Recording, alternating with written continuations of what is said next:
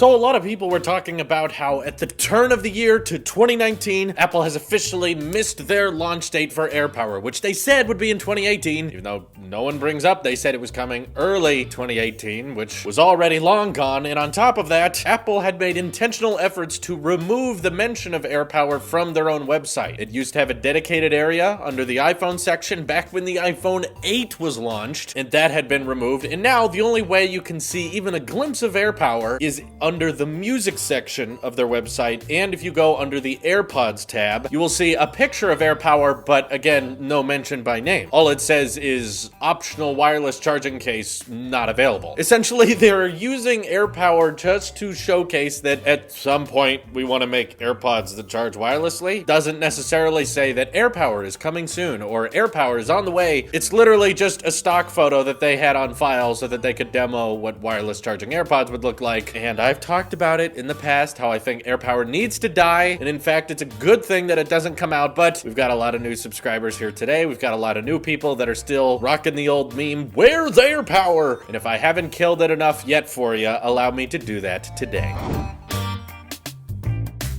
So as many people have already discovered online, you can go on eBay or probably even on Amazon now and find some type of AirPower knockoff that will be like $40 and practically do what the AirPower charge mat advertises itself for. They have a little built-in plate for your Apple Watch so you can drop it right on the charge mat. They have a Qi charger on both sides, and you have to buy some type of $10 accessory for your AirPods that allows it to support wireless charging. So you buy this $40 charge mat and you buy this $10 AirPods case, and boom, you can do what AirPower can. Well, with a few adjustments. The difference is with AirPower, Apple was hoping, again, this was a long shot, very much hoping that you'd be able to drop your iPhone anywhere on the charge mat and it would start charging, as well as your Apple Watch, as well as your AirPods. You could put them anywhere on that charge mat and they would start charging. Seemed like a very simple product originally when they first announced it, and we all assumed it would be out in a couple of months, but no, we could not be further from that. In fact, even though I'm a big-time Apple sheep and I love Apple products, I'm quite disappointed in Apple for launching and announcing this product that they clearly had no idea how to manufacture, and they were nowhere near ready to release it, as evident that we're in 2019 now and there is still no AirPower, and the rumors and the leaks of AirPower coming out soon have all kind of died down. And on top of that, I'm hoping to convince you today that even if AirPower does come out, it's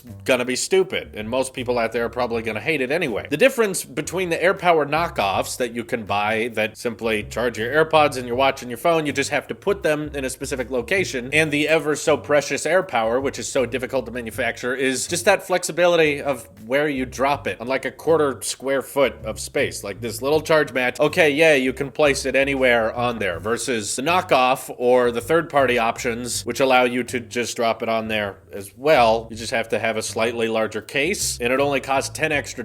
Well, if AirPower actually did come out, it would be insanely expensive. Don't think that Apple would release a wireless charger that does that many unique features that the competition can't replicate for like maybe $100, maybe $150. No, we're talking a bare minimum of $200, more likely $250. Do you not believe me? There's an accessory Apple actually sells on their store. In fact, not only do they sell it, you can only get it at Apple, which means that Apple bought the rights to this product, essentially saying, we believe this product is so cool and so unique that we don't want anyone else selling it. And all it really does is charge your watch and your phone at the same time. That's it. It's made by a third party. Apple didn't make it, but it's only available through them, and it's $160. Insanely expensive, and there's really not that much to it. I'm sure you could go online and find something that does the exact same thing for a fraction of the price, because Apple, when it comes to chargers, is never really that cheap. Maybe you have a 15-inch MacBook Pro, and you're like, hey, I want a charger that I can just stay in my bag, or I want a charger for work and a charger from home. So, of course, you have the 87-watt USB-C charge brick that was included with the MacBook Pro. Well, maybe you want to buy another one. Oh, with the cable, that's going to be over $100 just so you can have a second MacBook charger. Apple is insane with these things. And if Apple was to create AirPower and finally release it, in order for it to have adequate charging methods so that you could charge multiple iPhones and all your devices simultaneously at a decent speed, they would have to include a 30-watt charge brick in with AirPower, which, by the way, if you want to buy a 30-watt charge brick, that's going to cost you like $50 right now. AirPower would not have enough power if they simply included an 18-watt USB-C charge brick. They would have to go all out with that charge brick at $50, not to mention the cable, which Apple normally charges $20 for. And then on top of that, this revolutionary piece of wireless tech that barely changes the options you have from standard third parties. So from what we've heard from insider information, AirPower is different from traditional Qi chargers, which simply have one coil and you have to line up your phone correctly in order for it to start wirelessly charging. With AirPower, there's 22 tiny coils in there that make this giant grid. That way you can drop your AirPods or your Apple Watch anywhere. And these are very tiny coils because they have to be able to charge even the 38mm Apple Watch Series 3. Very tiny devices, and you want to be able to drop that anywhere on that charge mat, which again would be cool, but it's a little bit impractical because the heating problems AirPower ran into were insane. And trying to get the AirPower charge mat to have this custom built A-series chip along with a custom version of iOS running inside of a charger just so that it could manage where to deliver power to the different coils, it was way too crazy. And on top of that, if you just think of the design of a charge mat that allows you to place your devices in different locations, it would not even work with a ton of Apple Watch bands that people have already bought. For instance, any Apple Watch that has a loop band. With these, they have to rest flat in order to charge, but you've got the watch band there. Now, luckily, with these Velcro sport loops, you can flip them around like this, but then in order to get the Apple Watch to lay flat on the AirPower charge mat, it would have to push extra hard just to get the Apple Watch to lay right. And you don't have this option of flipping around the loop on an Apple Watch band if you bought a Milanese loop or a leather loop. Suddenly things get way more complicated, which means you would have to manually unhook your watch band every time you wanted to charge your Apple Watch on AirPower. Luckily, Apple has made accessories that make it possible to charge your Apple Watch face up or on the side if you want to do nightstand mode. A lot of people use their Apple Watch as their alarm clock next to their bed at night. I find that feature incredibly useful, and there are plenty of accessories out there that allow you to do that, including the one Apple even promotes on their store. AirPower would simply not allow you to do that, so it's already limiting for a lot of people. Not to mention, I'm all for vertical Qi chargers because that way, Face ID, it's pointed straight at you. You can tap the display and start using the device while it's charging. With AirPower, it would have to be face down, meaning that using the phone while charging would be entirely impractical. And basically, the only people who can use AirPower in a useful way is like a hotel or a coffee shop. They want people who are coming by, maybe they didn't pack their chargers and they're like, oh crap, I need to charge my AirPods and my watch and my phone. AirPower would allow guests at a very nice hotel to charge up all their devices in case they didn't remember all their chargers, or they had to make an emergency stop and they're just at this hotel on an unexpected turn in events, or at a coffee shop, they're like, ah crap, my phone's dead, where can I charge my phone? Okay, run to Starbucks and have AirPower in there. It would make sense for businesses to entice customers to come in because AirPods, they're incredibly popular, Apple Watch, incredibly popular. So it could do very well as a standard out there so that instead of Qi, we now have the AirPower proprietary method, and that way people can charge not just their phones with the same standard, but also AirPods in their watch. But the idea that the consumer should spend $200 plus just on the fact that, okay, I don't have to plug in two separate power outlets is absolutely insane to me. And to answer your questions, no. If AirPower came out, I would absolutely not buy it, as much as people like to disagree with me on that. If AirPower ever comes out, I'll prove you right. I will not buy it when it comes out. Too expensive, too limiting, doesn't allow me to do what I already can do with my existing Qi chargers and my AirPods chargers and my Apple Watch charger. It was just silly of Apple to announce that at the keynote and act like it was just months away because clearly they hadn't thought it through. They didn't have a working version of it. Some people said that there was AirPower at the event after they revealed the iPhone 8 and 10. They let you go back there, but if you look at the pictures where they were demonstrating what AirPower would look like, the devices on them were not actually charging. They were literally just releasing pieces of plastic and fabric and saying, see, that's what it'll look like. Some people want AirPower to just get a little bit thicker and Apple to implement fans inside of it and cool the thing down, but I'm sure Apple doesn't want to release that because if they release it with the AirPower name and it looks way thicker than what was advertised at the 2017 event, everyone will just be even more upset. It won't be WearPower, it'll be thick AirPower. This isn't what Apple advertised, so it would have to be under a different name. At this point, I think Apple needs to just cancel it, make a statement, we couldn't make AirPower, we're sorry, and then make some type of affordable Qi charger that's vertical. It also allows you to charge your Apple Watch right next to it and just be designed in-house. That's what I think Apple should do. What do you guys think they should do?